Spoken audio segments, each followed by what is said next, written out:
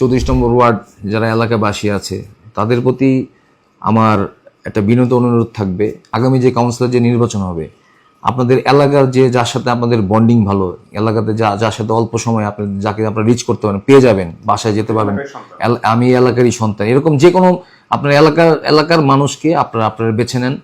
আর সর্বোপরি হচ্ছিল এমন একজন মানুষকে বাঁচবেন যে আপনার সুখে দুঃখে আপনার পাশে ছিল এবং আগামীতে যে থাকবে। আমি যদি আমার জনগণের কাছ থেকে সেই সুযোগটা যদি আমি পাই বা আমাকে সেই জায়গায় কাজ করার সুযোগ যদি আমাকে দেওয়া হয়, আমি সর্বপ্রথম আমার এই এলাকায় কিশোর গ্যাং এটাকে আমি প্রথম কঠোর হাতে দমন করব এবং এটার সাথে জড়িত মাদক, চাঁদাবাজি এটার ব্যাপারেও জিরো টলারেন্স থাকবো।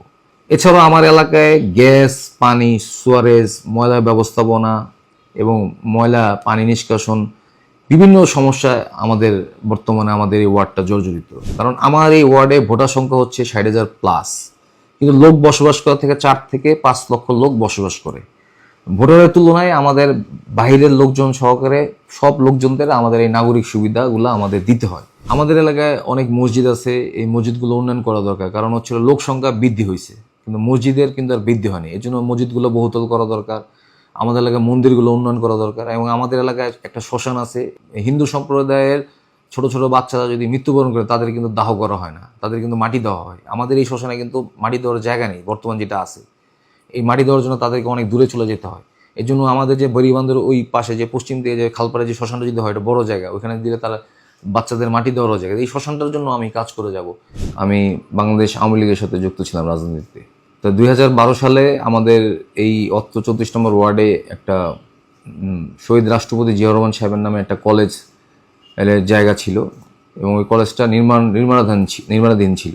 তো ওইখানে আমাদের তৎকালীন সময়ে কিছু অসাধু আওয়ামী লীগের নেতারা সেখানে ওই কলেজের জায়গাটা অবৈধভাবে বিভিন্ন রকম রিক্সা, গ্যারেজ, ঘরটর তুলে ভাড়া দিয়েছিল।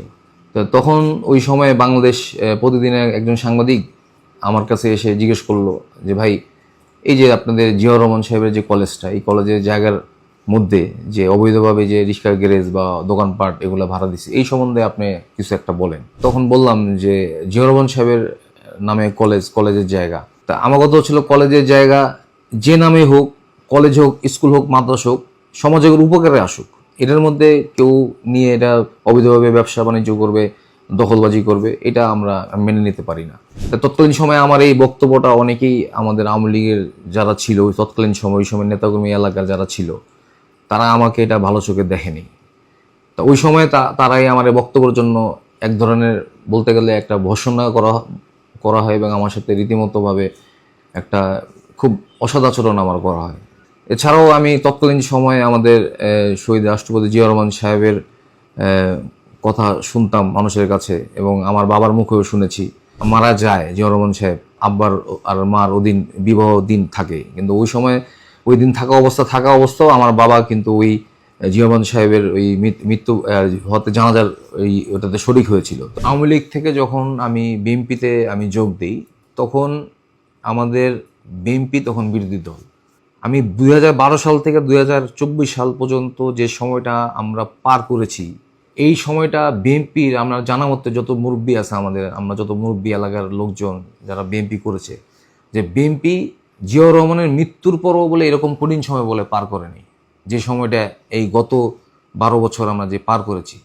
আমি একজন অ্যাডভোকেট, আমি কোর্টে আমার মামলা আর কি কপি উঠাতে বাসা আসতে দেখি যে আরো 3টা মামলা হয়ে গেছে। পুলিশ এরকমভাবে আমাদের মামলা দিছে ওই সময় যে একটা ঘটনা ঘটছে, কাট পেস্ট করে মনে করে 100-150 জন করে এরকমভাবে মামলা করা হয়েছে। বিএনপি আমাকে মূল্যায়ন করেছে। আমি 2018 সালে এই ওয়ার্ডের সাধারণ সম্পাদক ছিলাম এইখানে। তারপর ওইখান থেকে আমি নির্বাচন যখন আমি করি, এই এলাকার অনেক মানুষ আমাকে ভোট দিছে। 2022-এর দিকে আমাকে এই ওয়ার্ডের বিএনপি সভাপতি নির্বাচিত করে। এর জন্য আমি আমার দলের প্রতি, আমার নেত্রীর প্রতি, যিনি মারা গেছেন এবং আমার যিনি বর্তমান প্রধানমন্ত্রী তারেক রহমানের কাছে আমি কৃতজ্ঞ যে আমি আমার একটা আওয়ামী লীগ ফ্যামিলির থেকে এসে আমাকে এইখানে এই দলের এই জায়গায় এনে আমাকে এই দায়িত্বটা দেওয়ার জন্য আমি তাদের কাছে কৃতজ্ঞ। এবং আমি আমার যতটুকু আমার দায়িত্ব বিএনপি থেকে দেওয়া হয়েছে, আমি আমার সর্বোচ্চ দিয়ে আমি চেষ্টা করেছি আমার দায়িত্ব পালন করার জন্য।